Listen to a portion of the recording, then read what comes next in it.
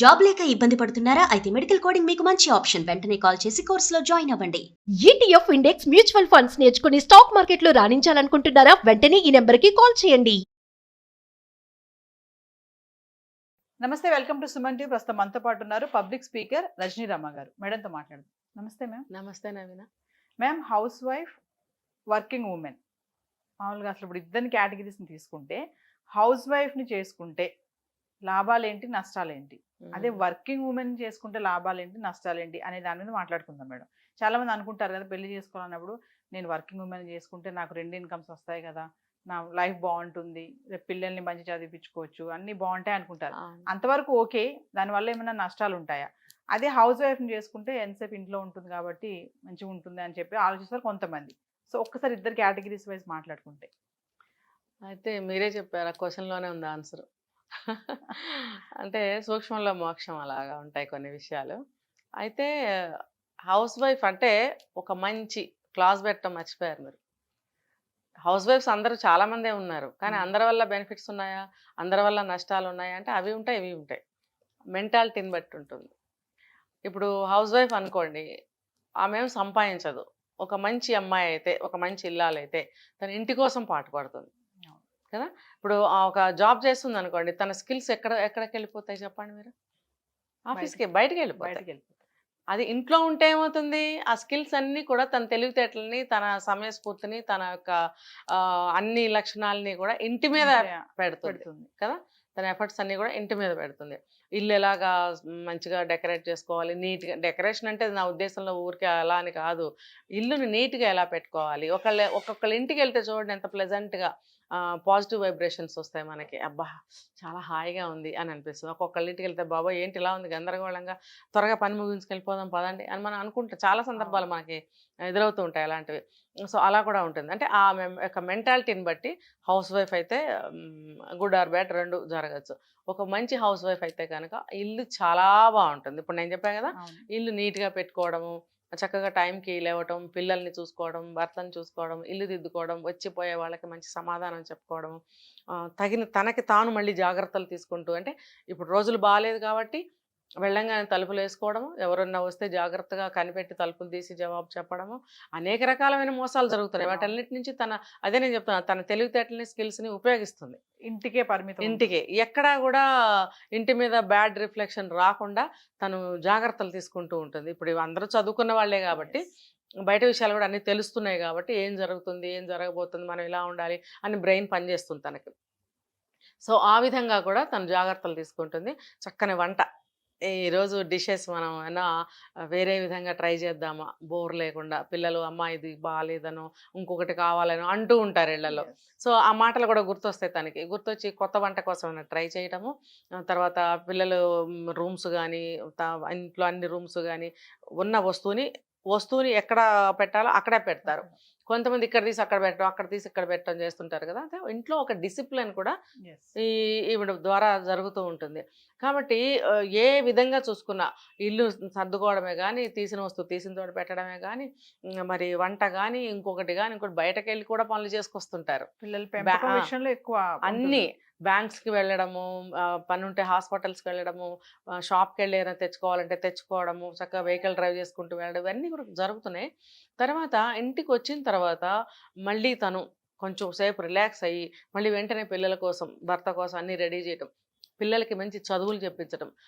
ఒక వీడియోలో చెప్పాను నేను, ఒక మదర్ కానీ ఒక లేడీ అనుకోండి, తను ఒక ఎడ్యుకేటెడ్ అయితే 3 generations ఎడ్యుకేటెడ్స్ అవుతారు వాళ్ళు కదా. సో తనకున్నటువంటి తెలివితేటలు, తను చదువుకున్న విధానాన్ని చక్కగా పిల్లలకి కూడా అప్లై చేసి మంచిగా చదివించడం, హోంవర్క్స్ చేయించడము, వాళ్ళకి అన్నిట్లోనూ మంచి ట్రైనింగ్ ఇవ్వడం, ఆటల్లో, పాటల్లో, చదువుల్లో. వాళ్ళకి ఏదైనా ఇంట్రెస్ట్ ఉండొచ్చు, ఒక డ్రాయింగ్ అవ్వచ్చు, లేకపోతే ఒక పెయింటింగ్ అవ్వచ్చు, లేకపోతే ఏదైనా పజిల్స్ చేయడము, ఇలాంటి వాళ్ళకి ఇంట్రెస్ట్ ఏవో ఉంటాయి. అవన్నీ తన అటువైపు వాళ్ళని డైవర్ట్ చేసి మంచిగా అందులో ట్రైనింగ్ ఇచ్చి ముందుకు తీసుకెళ్లే స్కిల్స్, ఇవన్నీ కూడా ఒక హౌస్ వైఫ్స్కి ఉంటాయి. ఉన్నప్పుడు తను అలా డైవర్ట్ చేయగలిగినప్పుడు ఇంటికి రాగానే భర్తకి అన్ని చూడటము, పిల్లలకి ఇంట్లో ఉన్న ఇల్లాస్ ఉంటే వాళ్ళని చూసుకోవడము. అఫ్కోర్స్ వాళ్ళ స్తోమత ఉంటే ఎవరినన్నా మేడ్ని, పని మనిషిని పెట్టుకుంటున్నారు అనుకోండి, పెట్టుకోవచ్చు కూడా. పెట్టుకుంటే కూడా అది హెల్ప్ అవుతుంది. చక్కగా మనీని ఎలా మనం సేవింగ్స్ చేయాలి, దేనికి ఎంత ఖర్చు పెట్టాలి, ఇలా ఇలా అన్నీ చూసుకుంటున్నప్పుడు ఆ ఇల్లు చాలా బాగుంటుంది కదండి. మరి అలాగే ఒక జాబ్ చేస్తున్నప్పుడు మీరు అన్నట్టు వర్కింగ్ ఉమెన్ అయినప్పుడు బ్రహ్మాండమైన సంపాదన వస్తుంది. ఇప్పుడు సింగిల్ సంపాదన అయినప్పటికీ కూడా ఇక్కడ ఇల్లు చాలా అంటే చాలా మనశ్శాంతి ఉంటుంది. ఉంటుంది. మనిషికి కావాల్సింది ఏంటండి? శాంతి, ప్రశాంతి, విశ్రాంతి కదా, సంతృప్తి. ఈ 4 ఇలాంటి హౌస్ వైఫ్ అయితే గనక ఖచ్చితంగా దొరుకుతాయి. మరి అలాగే ఒక ఒక అమ్మాయి జాబ్ చేస్తుంది అనుకోండి, వర్కింగ్ ఉమెన్ అయినప్పుడు సంపాదన బాగుంటుంది, ప్రాపర్టీస్ బాగుంటాయి, మంచి లైఫ్ లగ్జూరియస్గా ఉంటుంది. కోరుకున్న తిండి, కోరుకున్న చోటకి వెళ్ళడము, కోరుకున్న బట్టలు కట్టుకోవడము, ఎప్పుడు పడితే అప్పుడు ఎక్కడికి పడితే అక్కడికి మంచిగా ఖర్చు పెట్టుకుని వెళ్ళడము, తిరగడము, ఎంజాయ్ చేయడం అన్నీ బాగుంటాయి. ఈజ్ ఈక్వల్ టు పిల్లలు కూడా అలాగే తయారవుతారు. ఎందుకంటే వాళ్ళు ఇవన్నీ ఇస్తారు కానీ వాళ్ళు పిల్లలకి టైంను మాత్రం ఇవ్వలేరు, ఖచ్చితంగా ఇవ్వలేరు. ఆటోమేటిక్గా అందరూ కూడా రిలాక్స్ కోరుకుంటారు. ఆ రిలాక్సేషన్ కోసం నలుగురు కలిసి బయటికి వెళ్ళిపోతారు. అందరం కలిసి తిరుగుతున్నాం, కలిసి ఎంజాయ్ చేస్తున్నాం అనుకుంటున్నారే కానీ ఏదో మిస్ అవుతుంది అనేది వాళ్ళకి అర్థం కాదు. ఎప్పుడు అర్థమవుతుందంటే సడన్గా వాళ్ళ పాప బాబా సూసైడ్ చేసుకున్నప్పుడు, లేకపోతే ఫ్యామిలీలో ఎవరన్నా ఒకళ్ళు సూసైడ్ చేసుకోవడము, లేకపోతే గబుక్కున ఏదన్నా అనుకోనిది ఏదైనా జరిగినప్పుడు వాళ్ళు భూమి మీద నిలబడతారు. అప్పుడు ఏం చేయడానికి ఉంటుంది చెప్పండి? కాబట్టి వర్కింగ్ ఉమెన్ అయినా కూడా నేను ఇచ్చే సజెషన్ ఏంటంటే, మీకు సంపాదిస్తున్నారు బాగానే ఉంది, ఒక పార్ట్ ఆఫ్ ఒక టైంని మీరు ఇంటికి కేటాయించగలగాలి. పిల్లలు ఏం చేస్తున్నారు అనేది కనుక్కోగలగాలి. పిల్లలకి గైడెన్స్ ఇస్తూ ఉండాలి, పిల్లలకి మీరు టైం ఇవ్వాలి, పిల్లలకి మీ యొక్క లవ్ అండ్ ఎఫెక్షన్ ఇస్తూ ఉండాలి. ఇవన్నీ వర్కింగ్ ఉమెన్ ఇవ్వలేకపోతారు. ఇవ్వలేకపోబట్టి సంపాదన బాగున్నా, ప్రాపర్టీస్ బాగున్నా ఇవన్నీ లోపిస్తాయి. ఒక డిసిప్లిన్ అయితే ఖచ్చితంగా ఉండదు. ఇల్లు నీట్నెస్ అయితే అసలే ఉండదు. భార్యాభర్తల మధ్యన సరైన అవగాహన ఉండొచ్చు, ఉండకపోవచ్చు. మెజారిటీ ఎక్కువ ఉండదు. నువ్వు సంపాదిస్తున్నావు, నేను సంపాదిస్తున్నాను, నేను అక్కడికి వెళ్తున్నాను చెప్పేది ఉంది. అక్కడికి వెళ్ళాక నేను ఇక్కడ ఉన్నాను, రేపు వస్తాను, లేకపోతే ఈవినింగ్ వస్తాను, అంత కమ్యూనికేషన్ అలా ఉంటుంది. మాట తీరు కూడా కొంచెం ఖచ్చితంగా. పిల్లలు ఉన్నారనుకోండి, కాల్ చేసి నువ్వు చేసుకుని తినేసేయి, నేను ఆ టైంకి వస్తానంటారు. పిల్లలు కొంచెం పెద్దవాళ్ళు అవుతుండే టీనేజ్కి వచ్చిన తర్వాత, సరే అమ్మ బయట ఉంది కదా, మనం ఏదో ఒకటి చేసేసుకుని తినేస్తారు. కానీ ఎఫెక్షన్ అనేది మిస్ అవుతున్నారు కదా. అమ్మ వచ్చి ప్రేమగా ఏదైనా చేసి పెడితే పిల్లలకి ఆ ప్రేమ, ఆ బంధం పెరుగుతుంది. అది లేనప్పుడు ఉంటారు, కలిసే ఉంటారు, బంధం అయితే ఉండదు. అంటే మేడం కాంట్రాక్ట్ లాగా. అంటే ఇప్పుడు ఒక వ్యక్తి సంపాదనతో సరిపోతుంది అన్నప్పుడు కూడా ఇద్దరు చేస్తున్నారని అంటారా? ఈ ఒక వ్యక్తి సంపాదనతో ఓకే అయిపోతుంది, ఫ్యామిలీ చేయొచ్చు, నువ్వు అవసరం లేదు, నువ్వు ఇంట్లో ఉండి పిల్లల్ని చూసుకో, ఇల్లు చూసుకో, మీరు అన్నట్టుగా ప్రశాంతంగా ఉంటుంది, ప్లెజెంట్గా ఉంటుంది అన్న ఆ ఛాన్స్ ఉన్నా కూడా ఇద్దరు చేస్తున్నారు అని అంటారా? జాబ్ దాదాపుగా చేస్తున్నారుగా. ఎందుకంటే వాళ్ళకి కూడా ఇండిపెండెన్సీ కావాలి, ఇండివిజువాలిటీ కావాలి, దేనికి ఆధారపడకూడదు. ఇది ఒక పెద్ద మైనస్ అయిందండి, తప్పు. ఇది మగవాళ్ళు చేశారు చాలా మంది తప్పు.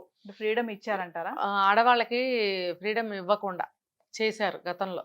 దానివల్ల ఇప్పుడు ఈ మార్పులు వచ్చాయి.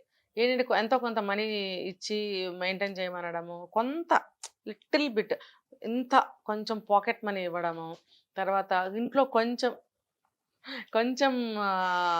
ఫ్రీడమ్ వదలడము, తర్వాత ఒక ప్రతిదానికి కూడా నేనున్నాను అనే ధైర్యం ఇవ్వడం అనేది చేయలేదు ఒక జనరేషన్లో. అంటే పాస్ట్ అంతా అట్లానే జరిగింది. బట్ ఈ జస్ట్ బిఫోర్ జనరేషన్లో కూడా అలాగే జరిగాయి. కాబట్టి ఈ జనరేషన్లో అమ్మాయిలు 100% అమ్మాయిలు మేము మా కాళ్ళ మీద మేము నిలబడాలి, మా సంపాదన మేము సంపాదించుకోవాలి, డిపెండ్ అవ్వకూడదు అనుకుంటున్నారు. అక్కడ బాధ్యతను మర్చిపోతున్నారు, ఒక బ్యూటిఫుల్ లైఫ్ని మర్చిపోతున్నారు. మేము ఫైనల్గా ఇద్దరు కలిసి పనిచేస్తే నష్టపోయేది ఏంటి, ఒకలే పనిచేస్తే లాభపడేది ఏంటంటే ఏం చెప్తారు? అది వాళ్ళ ఆలోచన మనస్తత్వాలను బట్టి ఆధారపడి ఉంటుంది. టైంని డివైడ్ చేసుకోగలగాలండి. ఇప్పుడు మనకు 24 అవర్స్ ఉంటుంది కదా, 24 అవర్స్లో జాబ్కి వెళ్తారు, ఎన్ని అవర్స్ ఉంటారు ఆఫీస్లో? బిఫోర్ ఒక 1 అవర్, ఆఫ్టర్ 1 అవర్ జర్నీకి తీసేస్తే కూడా, అంటే ఆఫీస్కి దగ్గరగా ఇల్లు తీసుకుంటే మనకి ఇంకా టైం కలిసి వస్తుంది. లేదు మేము 2 అవర్స్ జర్నీ చేసి వెళ్ళాలి అనుకుంటే అది మీరు సరి చేసుకోవాల్సిన అవసరం ఎంతైనా ఉంది.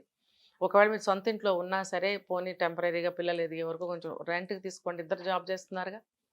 కొన్ని కంపెనీస్కి హెచ్ఆర్ఏ ఇస్తారు, అవునా? మరి ఆ హెచ్ఆర్ఏ ఇచ్చినప్పుడు ఆ అలవెన్సెస్ని ఉపయోగించుకొని అది రెంట్కి ఇచ్చుకొని మీరు ఇక్కడ ఉండొచ్చు. అన్ని మీకు టైం సరిపోతుంది, పిల్లల్ని త్వరగా ఇంటికి వెళ్ళి చూసుకోగలుగుతారు. అలాంటి ఆలోచనలు చేయకపోవడం వల్ల కూడా చాలా జరుగుతున్నాయి ఇక్కడ. అలాంటప్పుడు ఇద్దరు సంపాదించుకోవచ్చు, ఒక ఇలాంటి అవకాశాలు చేసుకొని ఎట్లా అంటే దగ్గరగా ఆఫీస్కి దగ్గరగా స్కూల్కి దగ్గరగా ఇట్లా టైం అనేది చాలా మిగులుతుంది. సో 1 అవర్ ముందు 1 అవర్ వెనక కనుక మీరు తీసేస్తే మధ్యలో ఎన్ని అవర్స్ జాబ్ చేస్తున్నారో చూసుకుంటే ఇంటికి వచ్చేదాన్ని బట్టి మీరు ఇంటికి వచ్చిన తర్వాత కూడా ఎలా మనం ఫ్యామిలీ అంతా ఒక స్పెండ్ చేయాలి, ఒక మాట్లాడుకోవాలి కదా, ఫ్యామిలీ అంతా మాట్లాడుకోవాలి. అసలు మాటలు ఉండవు. ఇంటికి రాగానే అమ్మ అలసిపోయిందని పిల్లలు, నేను అలసిపోయానని మదరు, తండ్రి మటుకు తండ్రి అలా అనుకుంటుంటే పిల్లలు ఇలా చూస్తూ దొంగతనంగా చూసినట్టు చూసి హోంవర్క్లు చేసుకోవడము, ఎప్పుడు భోజనానికి పిలుస్తారా, ఆకలి పాపం పిల్లలకి రాస్తున్నట్టే ఉంటారు కానీ కిచెన్ వైపు చూడటము, డాడీ ఏం చేస్తున్నాడు, డాడీ టీవీ చూస్తుంటాడు, అమ్మ ఏమో కిచెన్లో వర్క్ చేస్తూ ఉంటుంది, అమ్మో ఏమైనా అంటారేమో ఇద్దరు సీరియస్గా ఉన్నారు అని చెప్పి వీళ్ళు ఎలాగోలా హోంవర్క్ కంప్లీట్ చేయడానికి చూస్తుంటారు ఆకలి పొట్టతోటి. ఆవిడ ఎప్పుడో పెడుతుంది, తింటారు, నిద్రపోతారు, మళ్ళీ పొద్దున్నే లేస్తారు, ఏ రెడీ అవ్వండి రెడీ అవ్వండి రెడీ అవ్వండి, గబగబా రెడీ చేసేస్తారు, తోసి పారేస్తారు బయటికి. అలాంటి లైఫ్లో పిల్లలకి బాండ్ అనేది దెబ్బతింటుంది. వాళ్ళకి మానసిక వికాసం అనేది ఉండదు, అస్సలు ఉండదు, అసలు ఉండదు. ఉండకపోవటం వల్ల వాళ్ళకి ఆత్మన్యూనతాభావం, ఇన్ఫీరియారిటీ కాంప్లెక్స్ అనేది పెరిగిపోతూ ఉంటుంది. పెరిగిపోవడం వల్ల ఎవరితో కలవలేకపోవడం, నోరంతా విప్పి నవ్వటానికి కూడా సిగ్గుపడతారు కొంతమంది పిల్లలు, తలెత్తి మాట్లాడటానికి సిగ్గుపడతారు, కళ్ళెత్తి మాట్లాడటానికి సిగ్గుపడతారు, భయపడతారు. ఎందుకంటే ఎలా ఎదుర్కోవాలనేది వాళ్ళకి అర్థం కాక కళ్ళువాలు చేయడం, తలవాలు చేయడం, పక్కకు చూడడం, తెలిసి తెలియని జవాబులు చెప్పడం వల్ల ప్రతి దగ్గర కూడా ఫెయిల్ అవుతూ ఉంటారు వాళ్ళు. ఇవన్నీ ఎవరి వల్ల? పేరెంట్స్ వల్ల. మీకు కొంత ఖాళీ తీసుకుని పిల్లలకి ఇవన్నీ కూడా నేర్పించాల్సిన అవసరం ఎంతైనా ఉంది. అలా ఉన్నప్పుడు ఫ్యామిలీ చాలా హెల్దీగా ఉంటుంది. ఇలాగా చచ్చిపోదామా, చంపేద్దామా, డబ్బు లేదే, అది లేదే, వాళ్ళు ఇలా అన్నారు, వీళ్ళు ఇలా అన్నారు, అలాంటి దరిద్రపు ఆలోచనలకి బ్రెయిన్లో తావు ఉండదు. అందరూ కలిసి చక్కగా అలా ఉండాలి. Thank you ma'am.